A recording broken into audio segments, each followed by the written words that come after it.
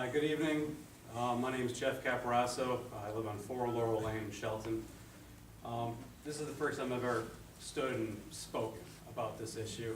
I haven't had time to go up to Hartford for all these rallies. Unfortunately, these bills have been passed already.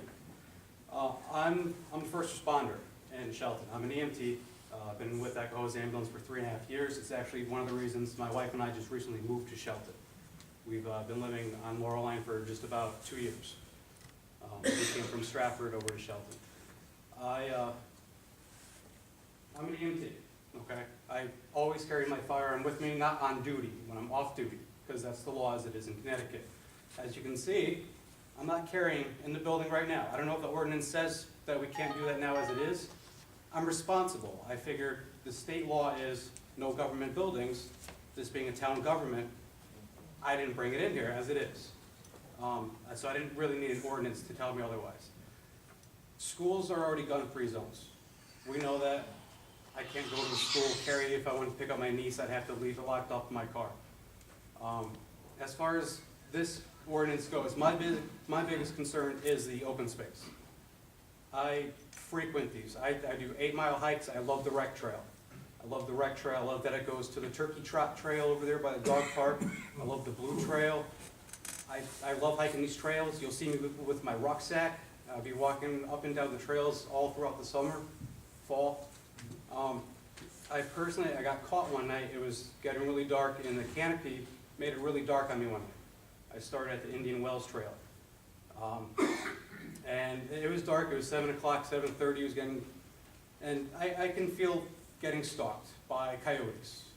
Personal experience. I turn around, I can see their, the yellow glare of the eyes that you get in canines.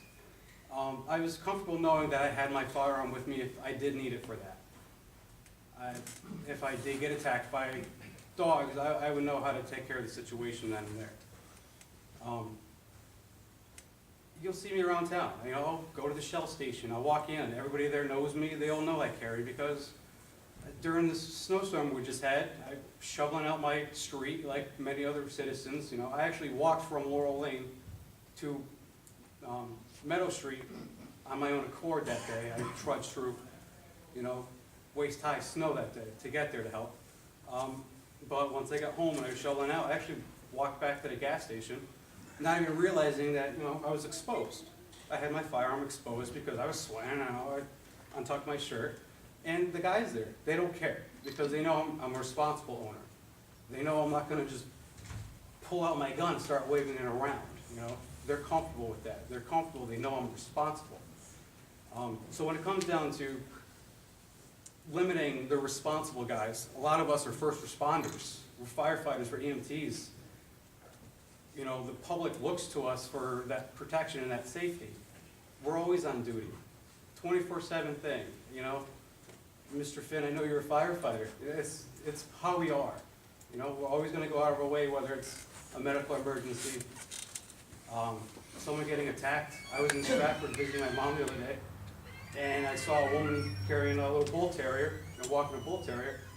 I saw 2 pit bulls attack the bull terrier while the woman's trying to get the dog off. I stopped, I turned around, I ran over there.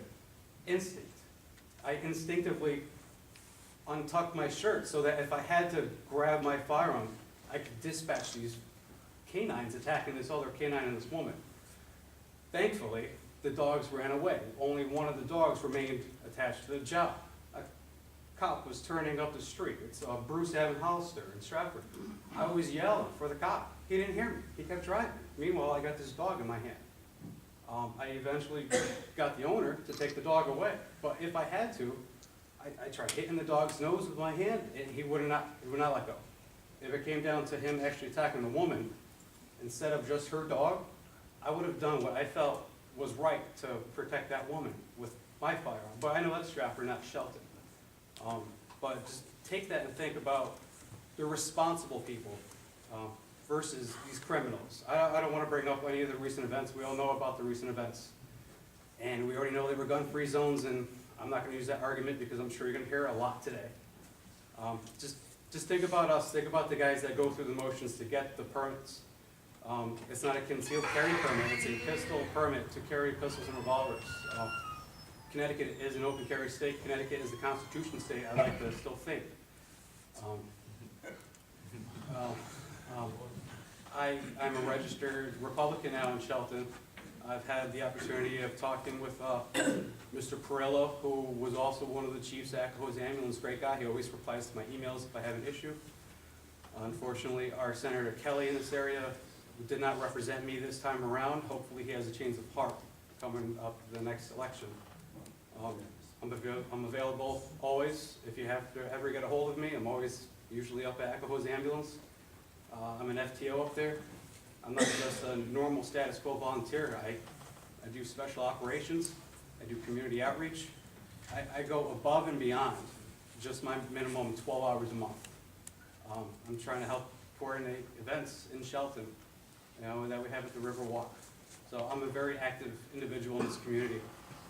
I just want you to look at me and think that I'm a responsible guy, and I just really want to be able to have my rights and my safety when I'm hiking the trails. As far as other buildings, the responsible guys aren't the ones you have to worry about. There's already laws on the books for illegal possession of firearms, and I think we have to really just focus on what's illegal already and not put more ordinances there to make more criminals.